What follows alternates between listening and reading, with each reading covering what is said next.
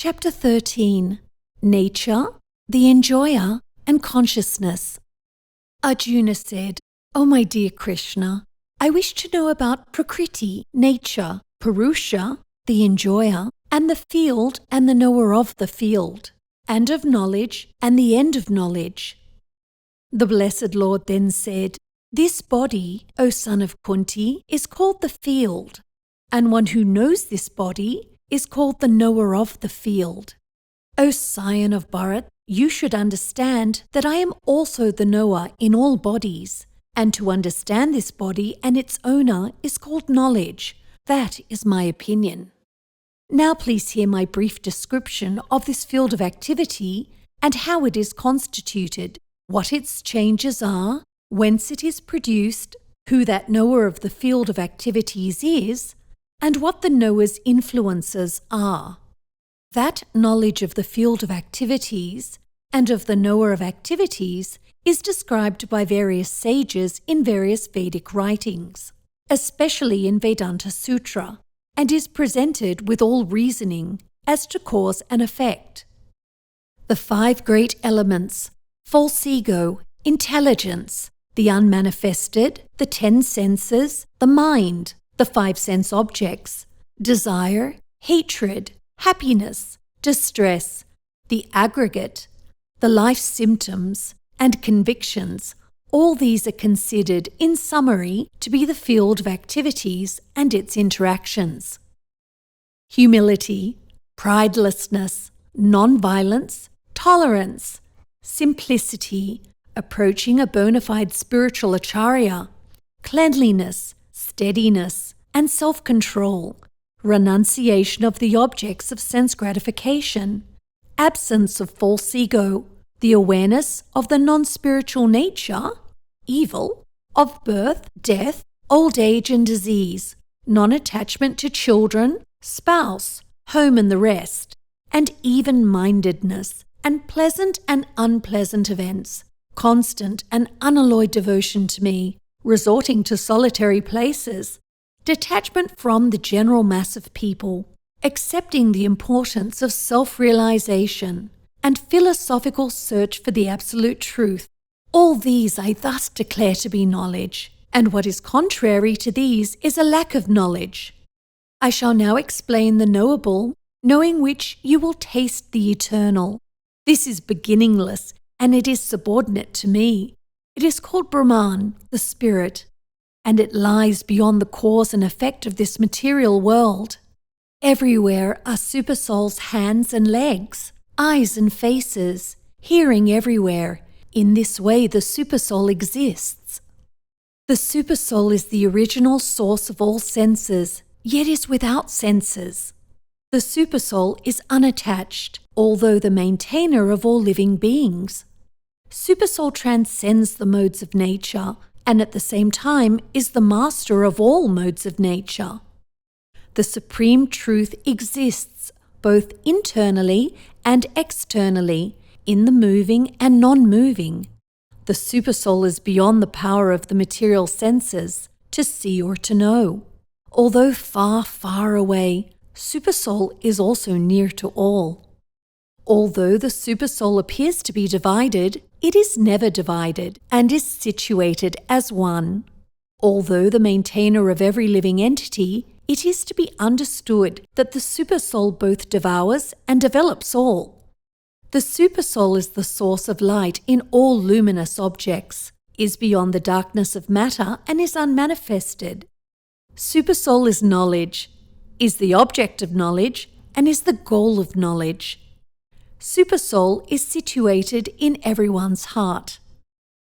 Thus the field of activities, the body, knowledge, and the knowable have been summarily described by me.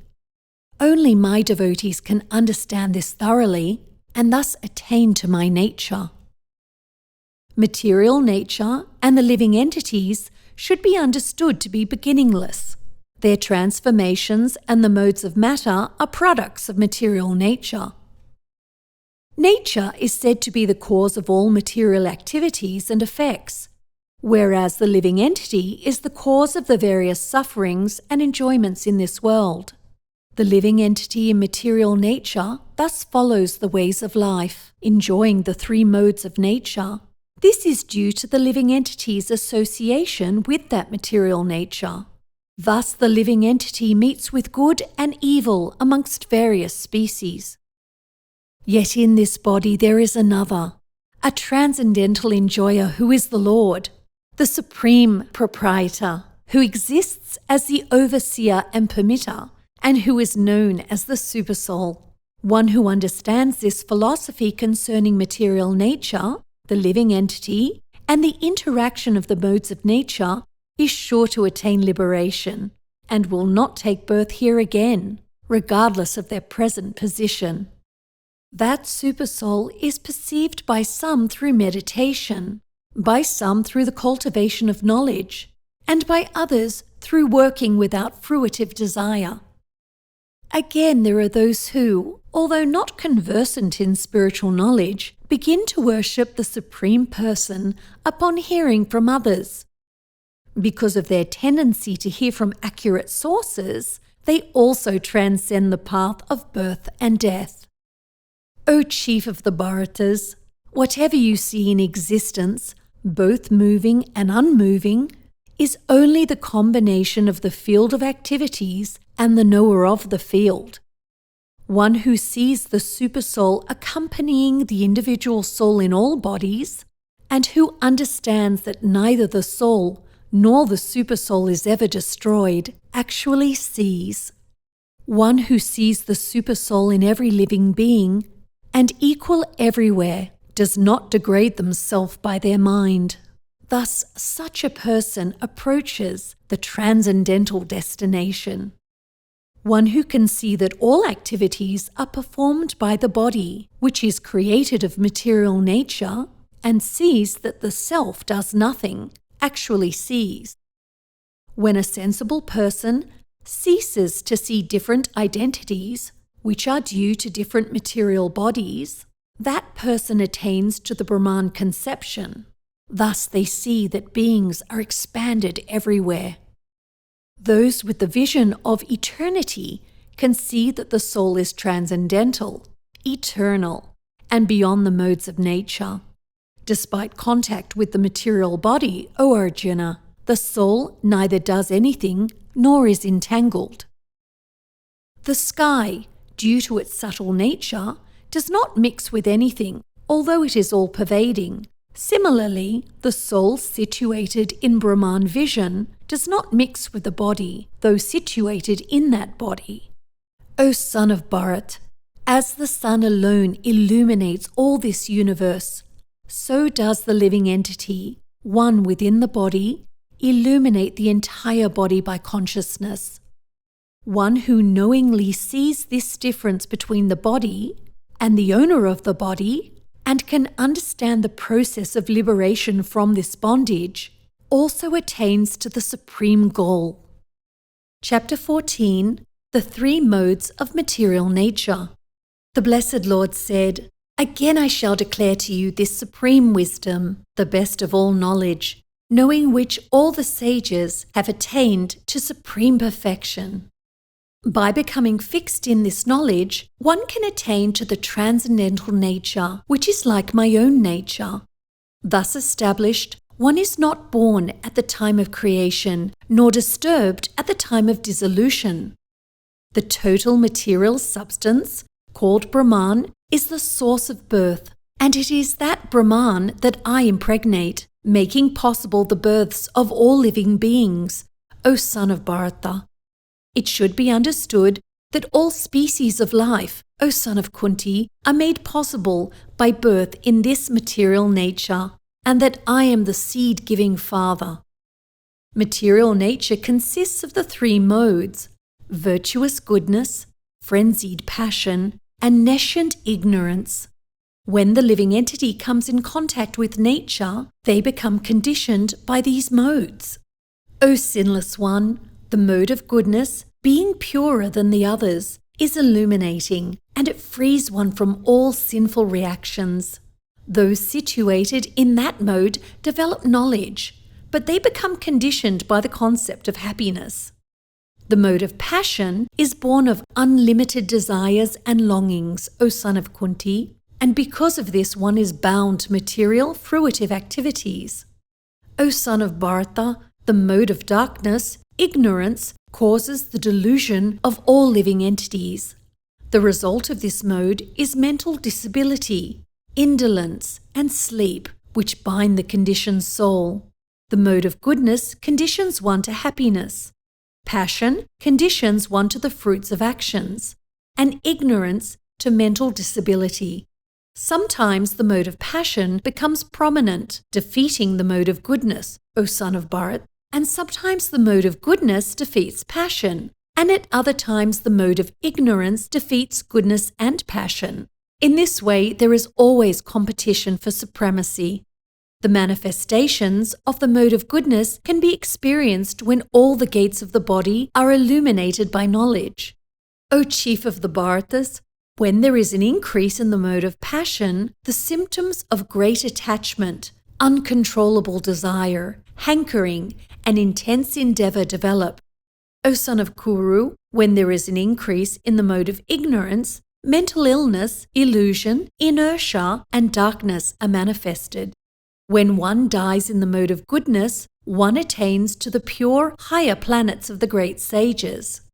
When one dies in the mode of passion, one takes birth among those engaged in fruitive activities. And when one dies in the mode of ignorance, one takes birth in the animal kingdom. By acting in the mode of goodness, one becomes purified. Works done in the mode of passion result in distress, and actions performed in the mode of ignorance result in nonsense. From the mode of goodness, real knowledge develops. From the mode of passion, grief develops. And from the mode of darkness, nonsense, mental disability, and illusion develop. Those situated in the mode of goodness gradually go upward to the higher planets. Those in the mode of passion live on the earthly planets, and those in the mode of ignorance go down to the hellish worlds.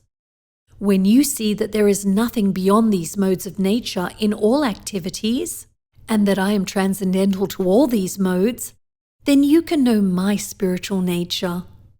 When the embodied being is able to transcend these three modes, they can become free from birth, death, old age, and their distresses, and they can enjoy nectar even in this life. Arjuna inquired, O my dear Lord, by what symptoms is one known who is transcendental to those modes? What is one's behavior?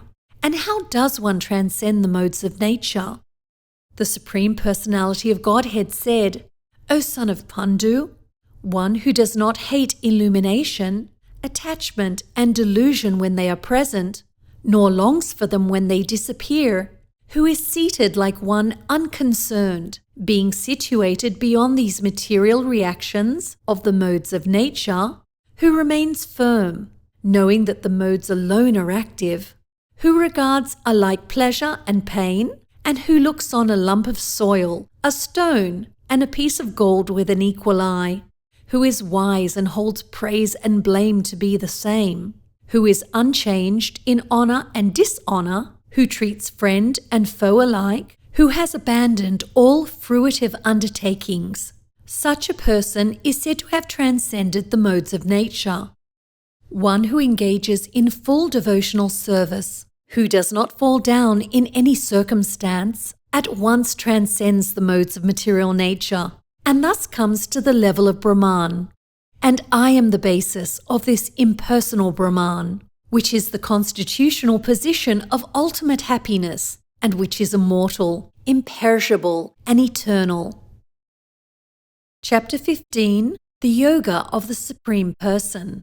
The Blessed Lord said, There is a banyan tree which has its roots upward and its branches down, and whose leaves are the Vedic hymns. One who knows this tree is the knower of the Vedas. The branches of this tree extend downward and upward, nourished by the three modes of material nature. The twigs are the objects of the senses. This tree also has roots going down, and these are bound to the fruitive actions of human society. The real form of this tree cannot be perceived in this world. No one can understand where it ends, where it begins, or where its foundation is. But with determination, one must cut down this tree with the weapon of detachment. So doing, one must seek that place from which, having once gone, one never returns, and there surrender to the Supreme Personality of Godhead, from whom everything has begun, and in whom everything is abiding since time immemorial. One who is free from illusion, false prestige, and false association, who understands the eternal, who is done with material lust, and is freed from the duality of happiness and distress, and who knows how to surrender unto the Supreme Person, attains to that eternal kingdom. That supreme abode of mine is not illumined by the sun or moon, nor by fire. One who reaches it never returns to this material world. The living entities in this conditioned world are my eternal fragmental parts. Due to conditioned life, they are struggling very hard with the six senses, which includes the mind. The living entity in the material world carries different conceptions of life from one body to another, just as the air carries aromas. The living entity, thus taking another gross body, obtains a certain type of ear, tongue, and nose and sense of touch, which are grouped about the mind, and thus enjoys a particular set of sense objects. The confused cannot perceive how a living entity quits their body or stays situated in the body, enjoying under the spell of the modes of nature. But one whose eyes are trained in knowledge can see all this. The endeavoring transcendentalist, who is situated in self-realization, can see all this clearly, but those who are not situated in self-realization cannot see what is taking place, though they may try. The splendor of the sun, which dissipates the darkness of this whole world, comes from me, and the splendor of the moon and the splendor of fire also come from me. I enter into each planet, and by my energy they stay in orbit. I become the moon, and thereby supply the juice of life to all vegetables. I am the fire of digestion in every living body, and I am the air of life, outgoing and incoming, by which I digest the 4 kinds of foodstuff. I am seated in everyone's heart, and from me comes remembrance, knowledge, and forgetfulness. By all the Vedas am I to be known. Indeed, I am the compiler of Vedanta, and I am the knower of the Vedas. There are 2 classes of being, the perishable, fallible, and the imperishable, indestructible, infallible. In the material world, every entity is perishable, and in the spiritual world, every entity is imperishable. Besides these 2 is the greatest living personality, Ishvaraha, the Lord, who has entered into these worlds and is maintaining them. Because I am transcendental, beyond both the perishable and the imperishable, and because I am the greatest, I am celebrated both in the world and in the Vedas as that Supreme Person. Whoever knows me as the Supreme Personality of Godhead, without doubting, is to be understood as the knower of everything, and therefore engages in full devotional service, O son of Bharat. This is the most confidential part of the Vedic scriptures, O virtuous one, and it is disclosed now by me. Whoever understands this will become wise, and their endeavors will know perfection. Chapter 16. The Divine and Demoniac Natures. The Supreme Personality of Godhead said, fearlessness, purification of one's existence, cultivation of spiritual knowledge, charity, self-control, performance of sacrifice, study of the Vedas, austerity and simplicity, non-violence, truthfulness, freedom from anger, renunciation, tranquility, aversion to fault-finding, compassion, and freedom from covetousness, gentleness, modesty and steady determination, vigor, forgiveness, fortitude, cleanliness, freedom from envy and the passion for honor, These transcendental qualities, O son of Bharat, belong to godly people endowed with divine nature. Arrogance, pride, anger, conceit, harshness, and ignorance. These qualities belong to those of demonic nature, O son of Pritha. The transcendental qualities are conducive to liberation, whereas the demonic qualities make for bondage. Do not worry, O son of Pandu, for you are born with the divine qualities. O son of Pritha, in this world there are two kinds of created beings. One is called the divine and the other demonic.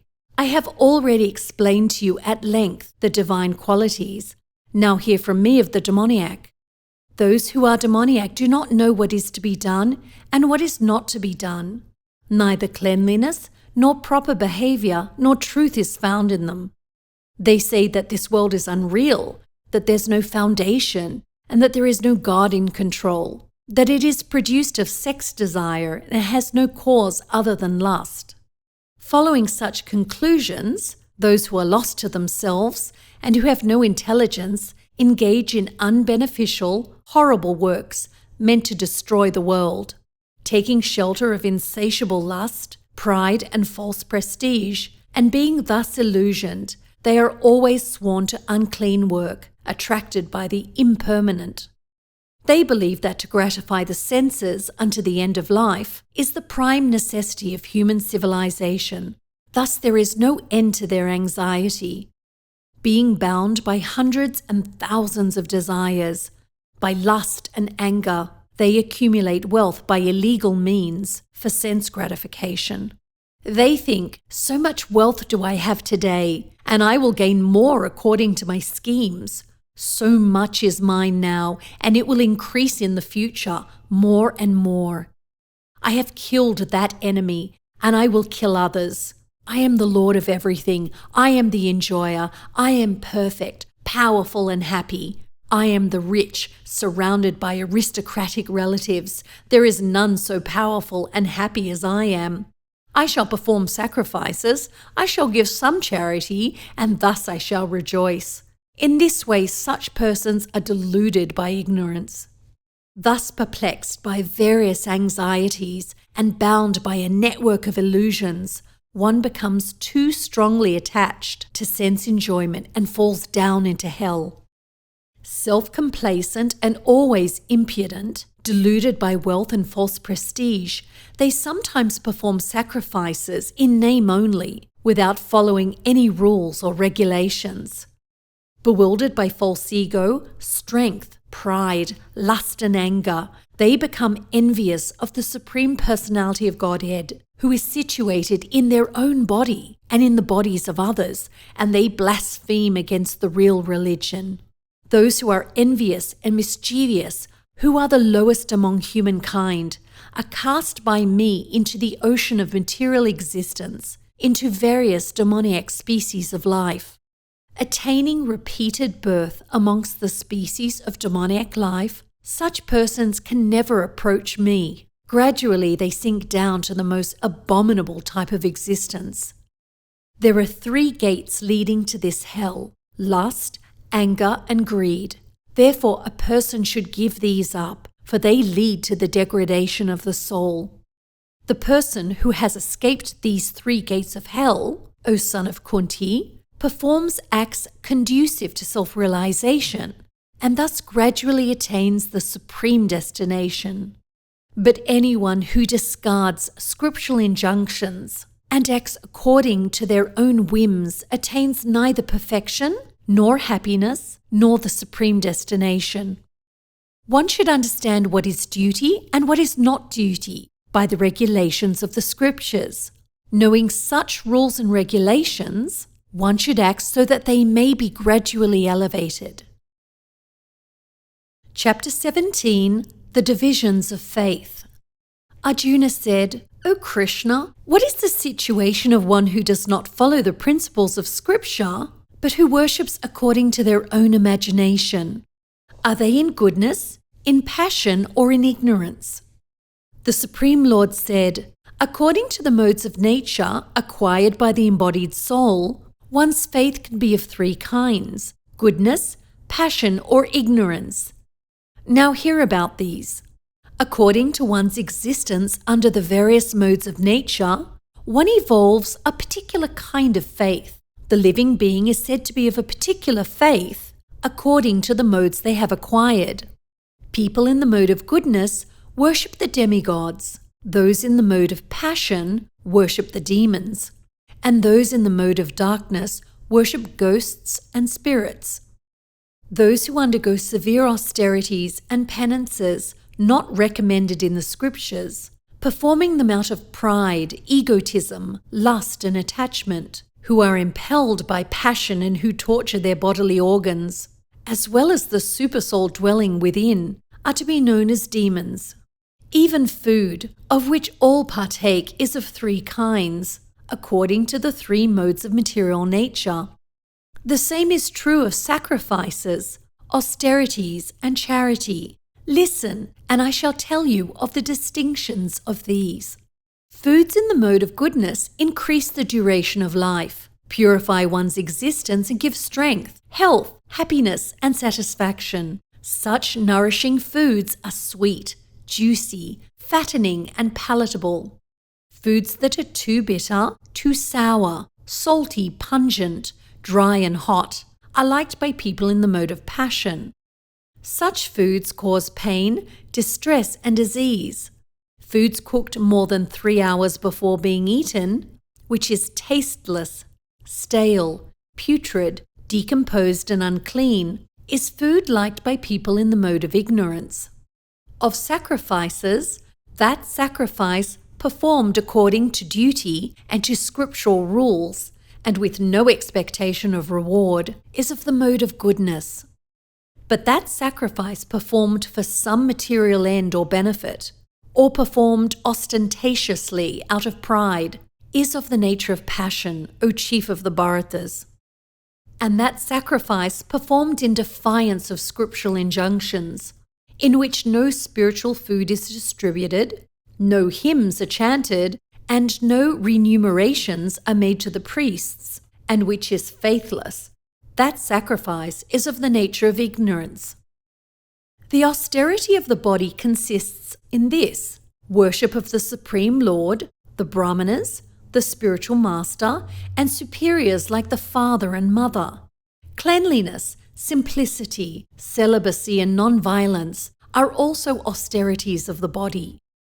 Austerity of speech consists in speaking truthfully and beneficially, and in avoiding speech that offends. One should also recite the Vedas regularly. And serenity, simplicity, gravity, self-control, and purity of thought are the austerities of the mind. This threefold austerity, practiced by people whose aim is not to benefit themselves materially, but to please the Supreme, is of the nature of goodness. Those ostentatious penances and austerities which are performed in order to gain respect, honor, and reverence are said to be in the mode of passion. They are neither stable nor permanent. And those penances and austerities which are performed foolishly by means of obstinate self-torture or to destroy or injure others are said to be in the mode of ignorance. That gift which is given out of duty, at the proper time and place, to a worthy person and without expectation of return, is considered to be charity in the mode of goodness. But charity performed with the expectation of some return, or with a desire for fruitive results, or in a grudging mood, is said to be charity in the mode of passion. And charity performed at an improper place and time, and given to unworthy persons, without respect and with contempt, is charity in the mode of ignorance. From the beginning of creation, the 3 syllables Om Tat Sat have been used to indicate the supreme absolute truth, Brahman. They were uttered by Brahmanas while chanting Vedic hymns and during sacrifices for the satisfaction of the Supreme.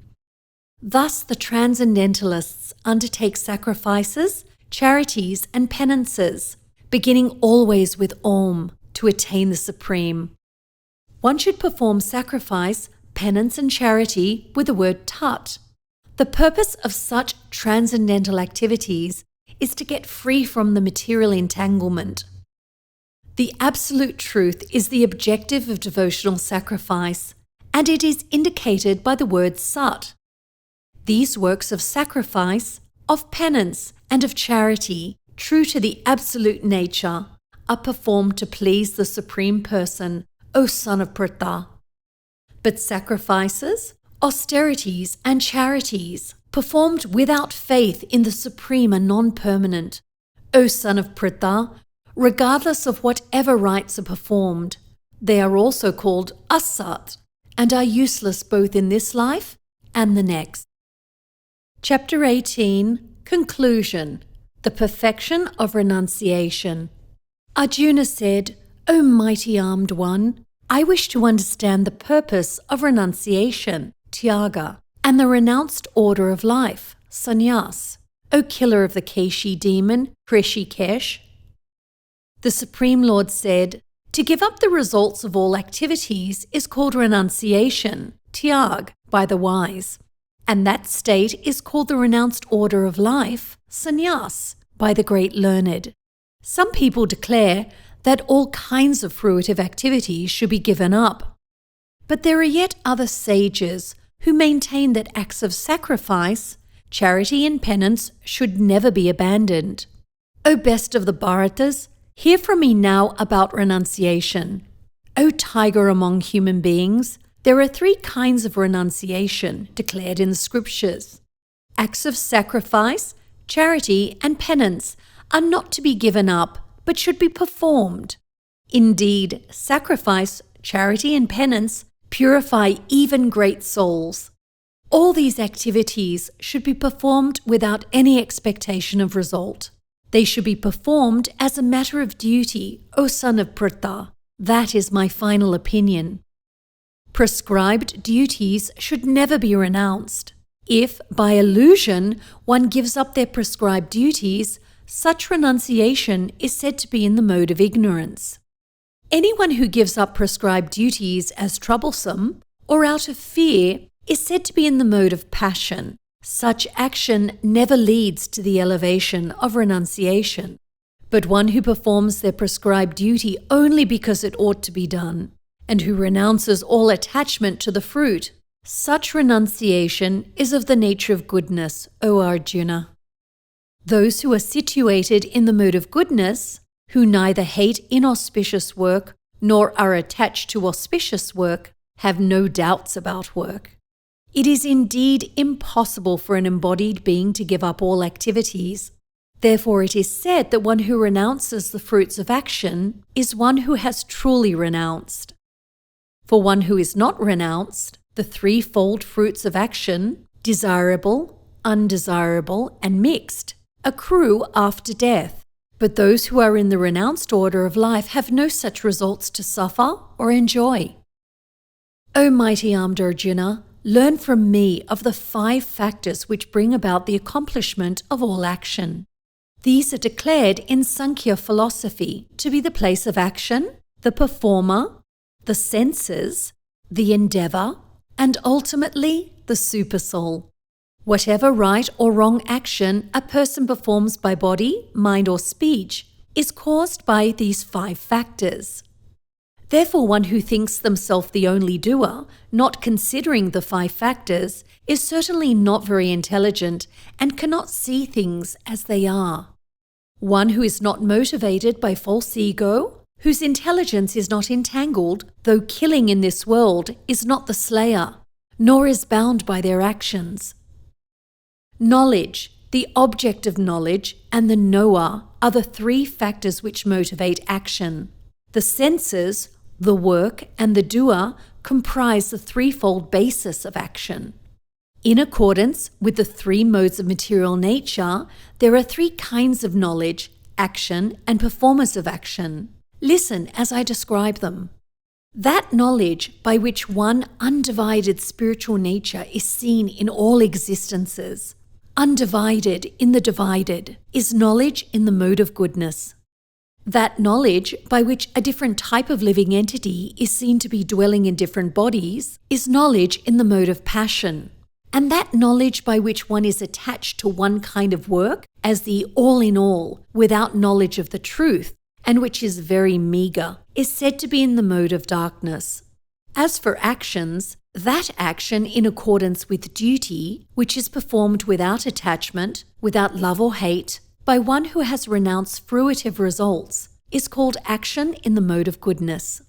But action performed with great effort by one seeking to gratify their desires, and which is enacted from a sense of false ego, is called action in the mode of passion.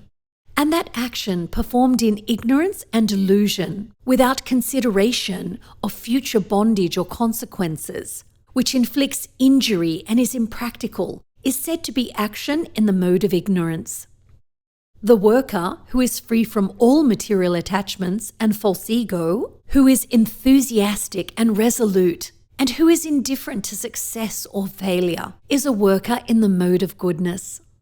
But that worker who is attached to the fruits of their labor and who passionately wants to enjoy them, who is greedy, envious, and impure and moved by happiness and distress, is a worker in the mode of passion. And that worker who is always engaged in work against the injunction of the scripture, who is materialistic, obstinate, cheating, and expert in insulting others, who is lazy, always morose and procrastinating, is a worker in the mode of ignorance. And now, O winner of wealth, please listen as I tell you in detail of the 3 kinds of understanding and determination, according to the 3 modes of nature.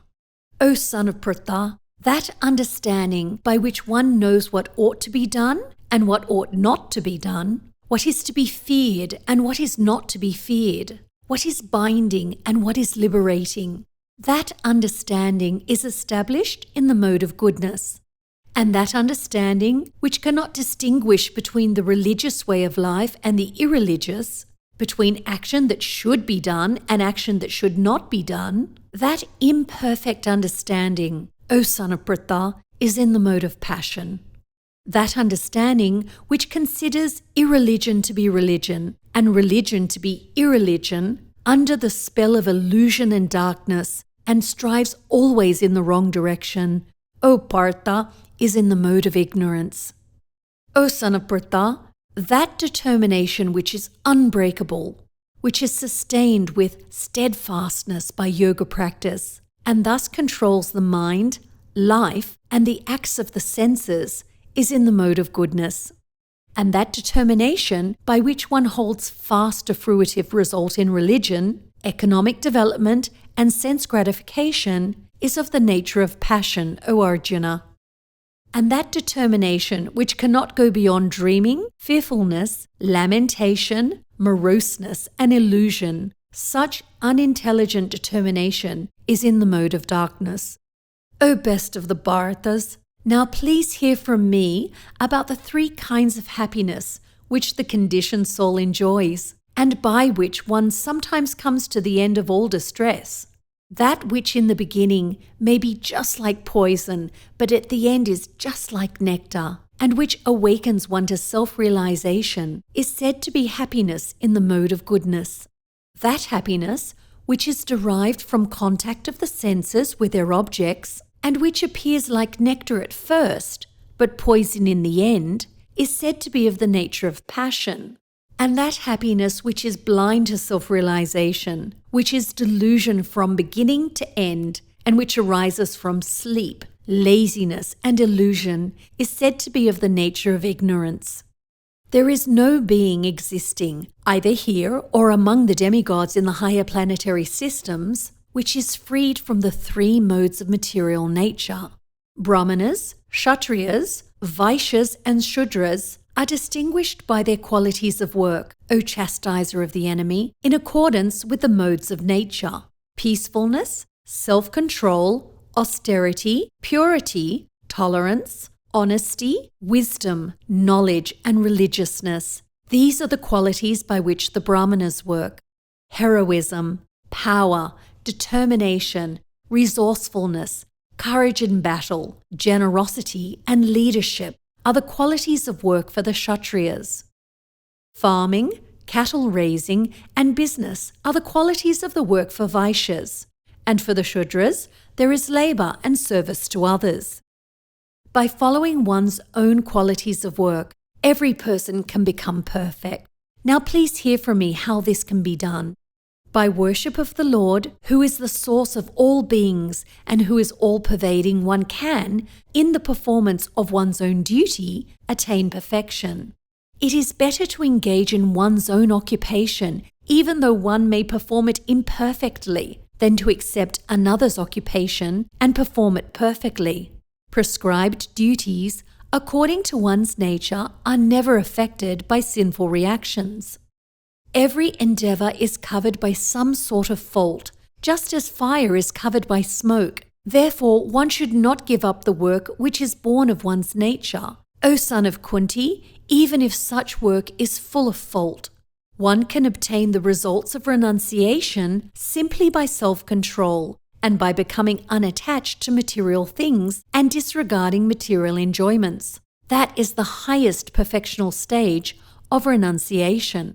O son of Kunti, learn from me in brief how one can attain to the supreme perfectional stage, Brahman, by acting in the way which I shall now summarize. Being purified by one's intelligence and controlling the mind with determination, giving up the objects of sense gratification, being freed from attachment and hatred, one who lives in a secluded place, who eats little, and who controls the body and the tongue, and is always in trance and is detached, who is without false ego, false strength, false pride, lust, anger, and who does not accept material things. Such a person is certainly elevated to the position of self-realization. One who is thus transcendently situated at once realizes the Supreme Brahman. Such a person never laments nor desires to have anything and is equally disposed to every living entity. In that state, one attains pure devotional service unto me. One can understand the Supreme Personality as he is only by devotional service, and when one is in full consciousness of the Supreme Lord by such devotion, one can enter into the kingdom of God. Though engaged in all kinds of activities, my devotee, under my protection, reaches the eternal and imperishable abode by my grace.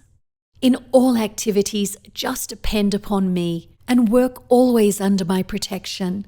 In such devotional service, be fully conscious of me. If you become conscious of me, you will pass over all the obstacles of conditional life by my grace. If, however, you do not work in such consciousness, but act through false ego, not hearing me, you will be lost. If you do not act according to my direction and do not fight, then you will be falsely directed. By your nature, you will have to be engaged in warfare. Under illusion, you are now declining to act according to my direction, but compelled by your own nature, you will act all the same, O son of Kunti. The Supreme Lord is situated in everyone's heart, O Arjuna, and is directing the wanderings of all living entities, who are seated as on a machine made of the material energy. O scion of Bharata, surrender unto him utterly. By his grace, you will attain transcendental peace and the supreme and eternal abode. Thus I have explained to you the most confidential of all knowledge. Deliberate on this fully, and then do whatever you wish to do. Because you are my very dear friend, I am speaking to you the most confidential part of knowledge. Hear this from me, for it is for your benefit. Always think of me and become my devotee. Worship me and offer your homage unto me. Thus you will come to me without fail. I promise you this because you are my very dear friend. Abandon all varieties of religion and just surrender unto me. I shall deliver you from all sinful reaction. Do not fear. This confidential knowledge may not be explained to those who are not austere or devoted, or engaged in devotional service, nor to one who is envious of me. For one who explains the supreme secret amongst devotees, devotional service is guaranteed, and at the end will come back to me. There is no servant in this world more dear to me than such a person, nor will there ever be one more dear. And I declare that one who studies this sacred conversation worships me by their intelligence, and one who listens with faith and without envy becomes free from sinful reaction and attains to the planets where the pious dwell. O conqueror of wealth, Arjuna, have you heard this attentively with your mind, and are your illusions and ignorance now dispelled? Arjuna said, My dear Krishna, O infallible one, my illusion is now gone. I have regained my memory by your mercy, and I am now firm and free from doubt, and am prepared to act according to your instructions. Sanjaya said, Thus I have heard the conversation of two great souls, Krishna and Arjuna, and so wonderful is that message that my hair is standing on end. By the mercy of Vyas, I have heard these most confidential talks directly from the master of all mysticism, Krishna, who was speaking personally to Arjuna. O King, as I repeatedly call this wondrous and holy dialogue between Krishna and Arjuna, I take pleasure, being thrilled at every moment. O King, when I remember the wonderful form of Lord Krishna, I am struck with even greater wonder, and I rejoice again and again. Wherever there is Krishna, the master of all mystics, and wherever there is Arjuna, the supreme archer, there will also certainly be opulence, victory, extraordinary power, and morality. That is my opinion. Thus ends the glorious Srimad Bhagavad Gita, as it is, by His Divine Grace, A.C. Bhaktivedanta Swami Srila Prabhupada, 1972 edition.